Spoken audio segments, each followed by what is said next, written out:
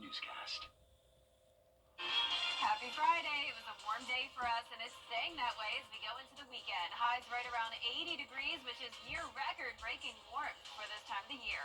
I'll have all the details, plus a look at the cool down coming our way next week. Stay with us. Right now on News Channel 67, the bird flu is not only impacting animals, it's also causing egg prices to rise. We'll have the details. Also ahead, a push to end DEI policies in the Palmetto State. We'll hear from state leaders. And closures at Clarks Hill. Will the campgrounds reopen in time for spring? We'll take a look as your News at 7 starts now. Live from Television Park, this is WJBF News Channel 6 at 7. Good evening, everyone. I'm Dee Griffin. Thanks so much for joining us. Coverage you can count on begins as grocery shoppers continue to see the price of eggs skyrocket. It's because of a shortage caused by the bird flu. Graham Lee breaks it all down for us. It's a viral infection that doctors call a cousin of the influenza virus, which can impact both animals and humans. The disease has certainly caught the attention of the Georgia Department of Agriculture. This is a really serious threat to our ag industry here in Georgia. It's a significant threat, and it's something that we take very, very seriously here at the Department of Agriculture. Data shows more than 153 million birds have been impacted by the disease across the country since the outbreak started in 2022. Here in the Peach State, the department has been working diligently to limit the spread. Only approximately 205,000 of that 150 million have been in the state of Georgia, the nation's leading poultry producer. So I think that really speaks to the efficacy of the work that our animal health professionals here at the department and across the state are doing in conjunction. As far as human health, the CDC reports the virus has infected 66 people so far, with one case out of Louisiana turning deadly last month. Dr. Jose Vasquez with Wellstar NCG says the bird flu could be easier to catch than you might think. For instance, in those people that maybe have what's called a backyard flock. A lot of folks have chickens in their backyards for eggs and whatever. If they get it, they could actually become infected with it. Vasquez says the only confirmed cases so far are workers at poultry farms and cattle ranches. While he calls the bird flu a mild illness, he says you should be cautious of certain animals in certain areas. If you have backyard flocks and you have animals that are dying or that have died, first thing they should do is they should call, the health department to see what should be done. And number two, handle those with care. Meaning if you have an N95, then use that, wear gloves, and then get rid of them, but hold them to see if the Department of Health or whoever is looking at them here, would want to take a look at them. And it's time now for a first check of the weather, and Chief Meteorologist Jenna Petracci joins us now. And if people don't have plans to get outside this weekend, I don't know what they're thinking. Everybody needs to be outside. It's going to be nice. That's what I keep emphasizing, Yeah. Dee. I mean, it's important because it could get cold again at any That's right. time. And you know how we feel about the cold temperatures here in the southeast. Most of us aren't a fan, so if you like the 80-degree weather, definitely get out and about this weekend. But right now on Live Viper 6, it's mostly dry, but we do have some pop-up showers here and there. Definitely just some brief rain, nothing to worry about tonight. No storms by any means. One of those showers is right here in the metro, Richmond County. This is just to the south of Bobby Jones here, and that's about it. Other than that, we have a few sprinkles here in Hancock County, and the rest of us are dry. It is pretty cloudy out there, though, and right now on our Terry Lambert Hyundai Skyview cam looking into SRP Park over the river, it is a nice night. Not too cold out there. We're still sitting around 70, and this morning we had a low temperature of 62 degrees. Now, keep in mind our average low temperature is 37. We haven't been even close to that over the past several days, and what's really interesting to point out is that our average high for this time of the year is 62. Our low was what our typical high temperature should be at. That really puts into perspective how abnormally warm it is. So today our high temperature was 81 degrees, and around the CSRA it's at least a few degrees warmer than yesterday for most of us. 8 degrees warmer now in Aiken, sitting at 76 degrees. Augusta in the low 70s, 77 in Barnwell, 71 in Thompson, 72 in Evans. Swainsboro, you're at 73.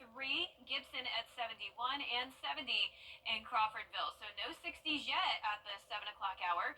Winds are coming in from the southwest up to 11 miles per hour sustained now in Aiken, but for the most part, the winds are pretty light. And we have this stalled frontal boundary across the area. It's sort of fading away now, but nonetheless, it is still separating the warm temperatures versus the cooler temperatures to the north. And on the northern half of that frontal boundary, there's also some scattered showers up towards North Carolina and Tennessee. Other than a stray shower tonight, it's looking good. If you're headed out for any dinner plans, you could really sit outside as temperatures will be comfortable in the mid 60s, and then we're warming right back up to the 80s Saturday and Sunday, but then a cool down is knocking on our door Monday with rain chances. I'll have more details coming up shortly, but back to you, Dee. Thanks so much. We'll see you in a few minutes. The GBI is now investigating after a man was allegedly found in Thompson with his hands tied and duct tape on his mouth. It happened January 27th on Washington Road at Lincolnton Road. McDuffie County deputies say the unidentified victim is a truck driver. He was covered in blood and severely assaulted and taken to the hospital for treatment. Now, if you know anything about this case, call the number you see on your screen. You can remain anonymous. It's right there at the top under the title McDuffie County Assault Investigation. Call that number. No suspect information has been released just yet. As spring approaches and the weather begins to warm up, people start to think about family vacations. But one popular local spot for those families is not open this year because of damage from Hurricane Helene. Kim Vickers reports. Well, since the pandemic, camping has become a popular pastime for families during the summer. The Army Corps of Engineers has had to shut down all of its campgrounds because of the incredible damage done by Hurricane Helene. Many are wondering if they will ever reopen. Debris cleanup isn't the only issue. Major infrastructure repair needs to be done too. That includes underground water and power lines, electric boxes, water spouts, picnic tables, and grills. Right now, the Corps hasn't received any funding for cleanup and repair, and if they don't, the campgrounds could remain closed permanently. Tina Carpenter, a volunteer campground host, says camp regulars have reached out to find out when they can come back. I don't know what to tell them to do. I mean, the parks they're in the shape they're in. There's nothing we can do. We just have to wait for them to get cleaned up and hope that we are able to get them cleaned up. Now, right now, individual groups wanting to come up and help clean up are not allowed because of the incredible amount of damage, and it's very dangerous. But if you want to do something to help secure funding, then you are encouraged to contact your local elected officials. In Abilene, Kim Vickers, WJBF News Channel 6. A local nonprofit group that works with people with disabilities held its annual Black History celebration today. For more than 70 years, Lindell has provided employment opportunities and training. It's also a chance to develop life skills. City leaders, including Mayor Garnett Johnson, were on hand today for a special program. And they talked about Martin Luther King, they talked about Rosa Parks, and they just went on and on. And after that, the biggest thing they're doing is they're just celebrating life, okay? They're celebrating and enjoying the Black History Month. Currently, Lindell Incorporated serves more than 200 people here in the CSRA. A push to end diversity, equity, and inclusion practices in South Carolina is gaining ground among some lawmakers. Caroline Yapa tells us what changes could be made in the Palmetto State. The new Diversity, Equity, and Inclusion bill is almost verbatim to one of President Trump's executive. Night to Shine event is being celebrated tonight by people across the globe, and one local church is taking part. Warren Baptist Church and the Tim Tebow Foundation collaborated for tonight's Night to Shine event. It's for people ages 14 years and older with physical or developmental disabilities. This event not only gives them the prom experience, but a night that they will always remember. The event lasts until 9, and we'll have a recap on News Channel 6 at 11. A diaper drive today benefiting both infants and seniors. Dozens lined up before the event began this morning at the Columbia County Health Department, eager to get items needed for families. The department handing out baby wipes, diapers, adult incontinence items, clothes, books, and resources for people in need. The event was free to the public, and all items were from the Columbia County Community Connections and their partners. The need is real, and I don't think until you see it that you understand. They're so expensive, and people are having to choose between food and those items, truly, and medications. The event was free to the public, and all items were donated. Well, still ahead, President Trump's efforts to shut down U.S. And it's going to be a warm February weekend with highs near 80 degrees. A great weekend to be outside, but next week, not so much. It's going to be cloudy with some high rain chances and cooler weather. I'll have your full Viper 6 forecast right after this break. WJBF. Now, your most accurate forecast with WJBF Live Viper 6. Welcome back. Thank you for joining us on this Friday evening. I'm tracking one stray shower right in Richmond County. Other than that, it's pretty much dry. We're seeing a little bit of green here in Hancock County as well. Those showers are actually starting to grow a bit. But this is about all we'll see tonight, just giving it around a 20% chance of rain. And if you were out and about early this morning, you probably noticed that it wasn't nearly as cold as it would typically be on a February morning. We started out our day at 62 degrees, which beat our previous record of 61, average low being 37. So we are well above average. But remember, this is full spring. We still have a ways to go until we get to actual spring. So it doesn't mean that the temperatures will stay like this all the way through March. In fact, we could even see winter return next week, and we'll get into that in a moment. Upper 60s through low 70s across the board this evening. 70 in Gibson, 70 in Louisville. Swainsboro, you're at 68. Aiken, a bit warmer at 76. And our warmest spot is Barnwell at 77. So we are on the warm side of things. Notice just to the north of us, in places like Huntsville, Alabama, and up towards Tennessee, 50s are in place this evening, and even upper 40s over in Oklahoma. So we have this stalled frontal boundary across the area, and on the north side of it, that's where it's a lot cooler, and there's also a little bit more rain. All of it's still very light, though.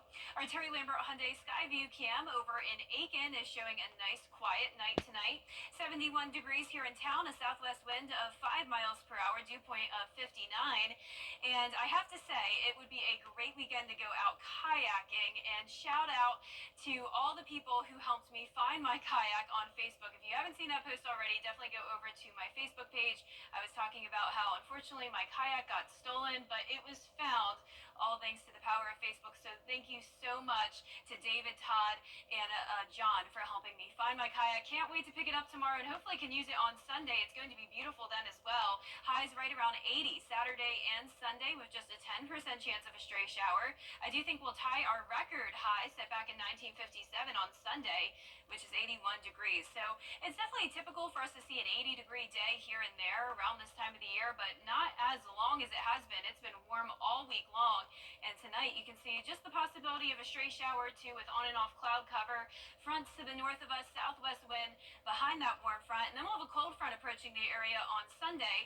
That'll bring some cloud cover, and then behind that cold front will come cooler weather for our Monday, and this front will just stay stalled out in the area next week, which means some pretty high rain chances, up to 60% Tuesday through Thursday. And you can see there is going to be a very large swath of rainfall, amounts up to 4 to 5 inches across the Tennessee Valley. For us, we're just on the cusp of things. If this front moves a little further towards the south, we could see some higher amounts, but as of now, expecting around 1 to 2 inches, and we'll see a big variety of temperatures from the 50s to 60s to 70s. So we will be in that wedge setup next week, so it's not going to be consistent across the entire area. That 10-day forecast is showing the cloudy and wet weather next week. It's going to be pretty mild for Valentine's Day, and then by President's Day, looks like it'll be cooler and sunny. And we'll be right back. It's the Channel 6.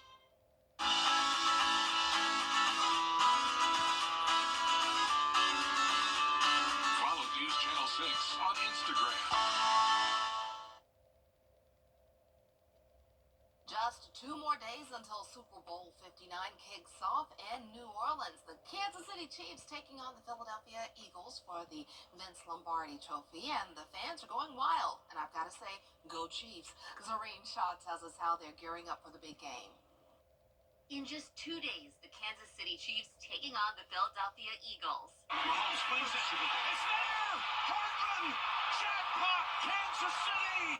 The Chiefs playing their 5th Super Bowl in the last 6 years, with wins in the last 2, hoping to become the first team in history to win 3 straight Super Bowls. Yeah, I expect a thriller. This time around, the Eagles are the #1 defense. They've got a superstar, Saquon Barkley. They've got an offensive line that averages 6'6", about 320 pounds or so. They're massive, and so you got to go up against that if you're the Kansas City Chiefs. But the Kansas City Chiefs have Superman. They've got Patrick Mahomes. Should Kansas City emerge victorious, it will not be the first time a pro football team has won 3 straight titles. The Green Bay Packers won the 1965 NFL championship, followed by victories in Super Bowls 1 and 2. They also three-peated from 1929 to 1931. Families flocking in the final hours to New Orleans Convention Center to get a taste of the big game. Fans in football helmets and kids imitating the players with small drills of their own. I checked him out a little early in school today and had my son, he's over there waiting to race, but I wanted to show him a good time, and I remember doing this when I was younger, and I know they're going to have fun. As you can see right now, she's having a blast. And the good news for fans who have not bought tickets is that some are still available, but they are not cheap. The average price right now, $7,100, according to StubHub. And many people are really excited for the halftime show. Kendrick Lamar, who is performing, says he wants his energy to ooze out to the television and to the people who are not in the building. Zoreen Shah, ABC News, Los Angeles. The countdown is on. Don't miss the final days of the moving sale at the Interiors Market. With 70 to 90% off, you don't want to miss these deals. Sale ends February 22nd. Don't wait. He's Mayberry Sheriff without a gal. Hello, Doc. Will Andy Gorkorton with Bachelorette number 1. She's a real nice lady, Pa. Number 2. Oh, that girl can do everything. Or number 3. I'm getting goosebumps just thinking about it. Play along in the game of love. Just think, one of them might be the next Mrs. Annie Taylor. On the Andy Griffith Show. Weeknights starting at 8 on MeTV. WJBF 6.2. We're bringing the world to Aiken. Sometimes love stinks. For those not feeling so lovey-dovey this Valentine's season, skip the flowers and candy for one snarky skunk. One company is creating personalized video Valentine's starring 2 skunk siblings named Mischief and Mayhem. Love those names. For just $20, you can send a love stinks message to a broken-hearted bestie, a love interest, or an ex that did you wrong. There's not enough room for me to send that kind of message, but that's okay. Oh, that's cute that the skunks will do that. And I'm glad your kayak was found. Yes, That isn't is it so amazing? awesome. And I'm glad that my post has now inspired you to go Yeah. see the donkeys. Everyone needs to see the donkeys at Stallings Island. I'm going. My At least son and I once. are going this spring. Well, it's great to even go this weekend since it's feeling like spring. Yeah. We'll be right around 80 degrees. Then next week a bit cooler in the 60s, clouds with rain. And then next weekend still a bit up in the air. Looks like we'll have some slight rain chances with the cooler weather. Can't wait. That's going to be great. Get out this weekend, do something fun, have a great, safe weekend. Entertainment Tonight is next. I can't wait.